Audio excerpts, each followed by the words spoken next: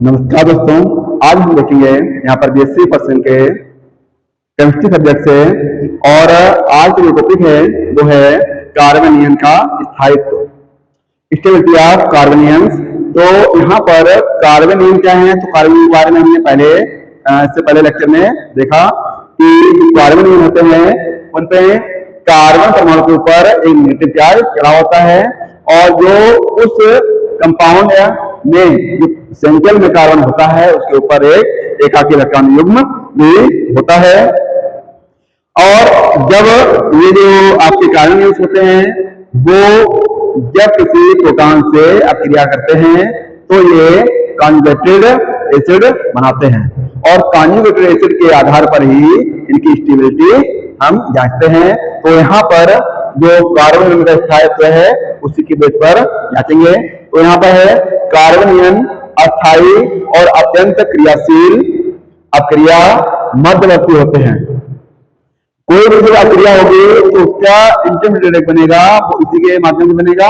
होते हैं कोई कारक जो इस एनायन के कार्बन परमाणु पर इलेक्ट्रॉन घनत्व को बढ़ाता है तो कार्बनियन अस्थायी हो जाता है। तो कार्बनियन अस्थायी हो जाएगा जबकि इलेक्ट्रॉन घनत्व या इलेक्ट्रॉन क्लाउड के घटने पर स्थायित्व या स्टेबिलिटी बढ़ जाती है।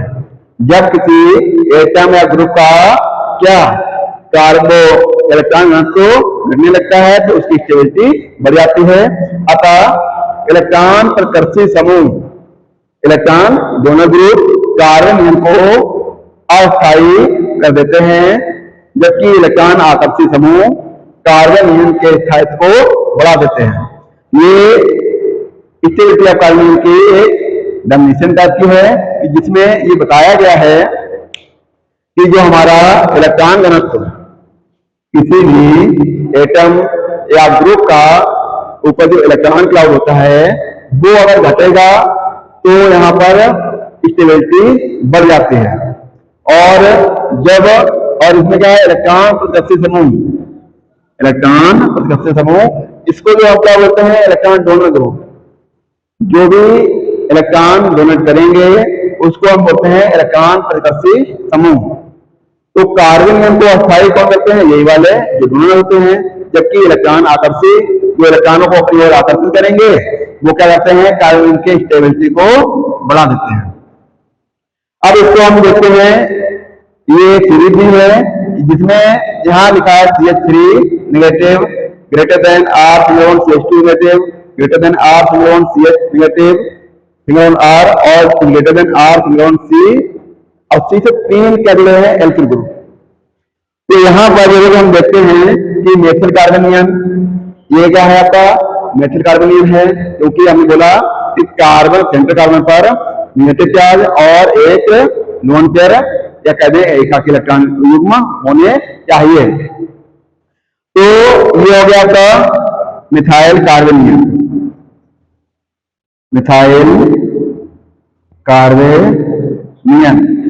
और ये क्या हो गया, मिथाइल कार्बनियन से क्या जुड़ा है, एल्किल ग्रुप। और इस एल्किल ग्रुप जुड़ने की वजह से क्या हो गया, यहाँ पर प्राइमरी कार्बनियन बन गया। क्या बन गया, प्राइमरी कार्बनियन है क्योंकि ये सेंट्रल है, सेंटर से एक एल्किल ग्रुप जुड़ा हुआ है, इसलिए इसको क्या बोल देंगे हम, प्राइमरी कार्बोनियन।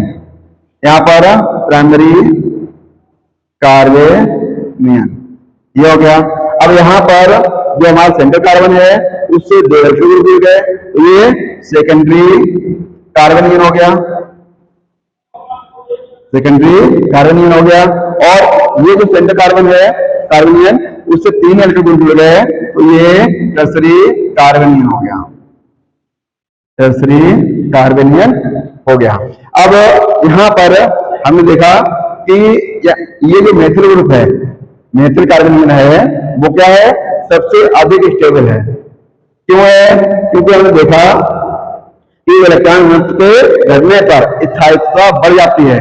तो क्या है, जितने इसके ऊपर एल्किल ग्रुप जुड़े होंगे उनका स्थायित्व उतना ही कम होगा और जितने इसके ऊपर एल्किल ग्रुप नहीं होंगे मतलब यहाँ पर इलेक्ट्रॉन, तो इसकी स्टेबिलिटी सबसे अधिक है और इससे कम इसकी, इससे कम इसकी और इससे कम इसकी। तो टर्सरी जो कार्बन आयन है वो सबसे लेस स्टेबल है, उससे थोड़ा अधिक स्टेबल सेकेंडरी कार्बन आयन है, उससे थोड़ा स्टेबल 1 डिग्री या प्राइमरी कार्बन आयन है, और सबसे अधिक जो स्टेबल है वो है मेथिल कार्बोनियन। इसके आधार पर हम देखते हैं कि बेंजील और एलिल कार्बोनिल राइबोस के, तो बेंजील और एलिल कार्बोनिल राइबोस के स्थानीयकरण के कारण अम्लनाथ द्वारा स्थायी हो जाते हैं। तो यहाँ पर बेंजील का एक एग्जाम्पल हमने लिया है।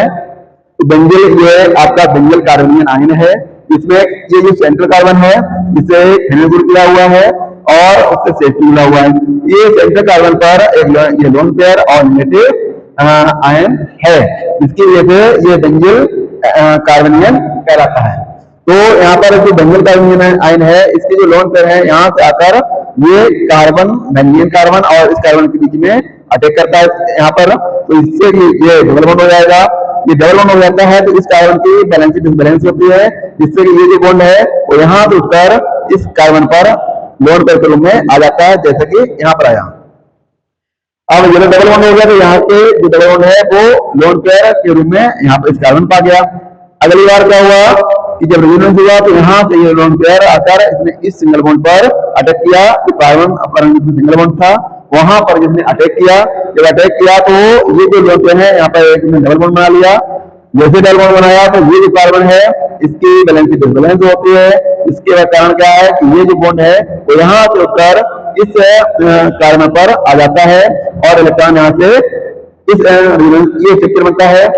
जब ये होगा यहाँ पर इस कार्बन पर जो एकाकी इलेक्ट्रॉन युग्म और राइबोस आ जाता है, यहाँ से ये एकाकी इलेक्ट्रॉन युग्म क्या करते हैं इस सिंगल बॉन्ड पर अटैक करते हैं।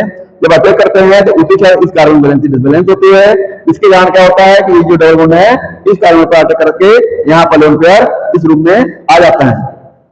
तो ये जो बेंजील कार्बोनियन आयन है उनकी रिजोनेटिव स्ट्रक्चर है। तो कहने में ये है कि बेंजील कार्बोनियन की स्ट्रक्चर यहाँ लिख भी लो, जो है resonative structure of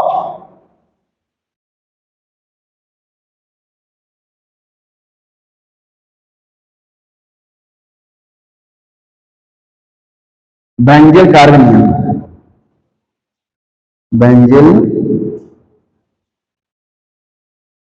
कार्बोनियन resonance structure of benzyl carbanion.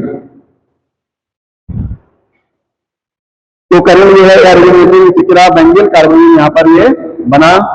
तो करें जिसकी अधिक सूचना होगी स्ट्रक्चर की वो उतना ही अधिक स्टेबल होता है। कहने वाला ये है कि अनुवादित संरचनाओं की संख्या अधिक होने पर कार्बोनियन का स्थायित्व भी अधिक होगा या होता है।